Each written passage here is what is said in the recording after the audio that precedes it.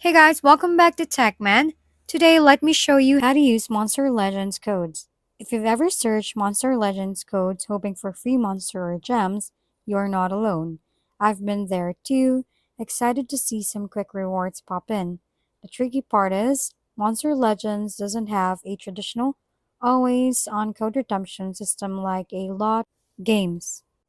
That means there isn't a permanent redeem code button tucked somewhere in the menu. Most of the codes you see floating around online are tied to temporary events, special promotions, or influencer campaigns, and they often expire quickly.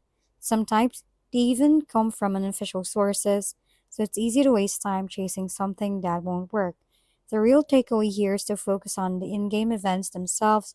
They're the legitimate way to grab bonuses and monsters. Keeping an eye on official Monster Legends social media or event announcements is the safest bet, and it can actually give you a slight edge by snagging rewards others might miss. So while you can just type in codes anytime, being aware of events and promotions become the code strategy that really pays off. If we've been helpful, kindly give us a thumbs up and don't forget to hit the subscribe and bell button for more contents.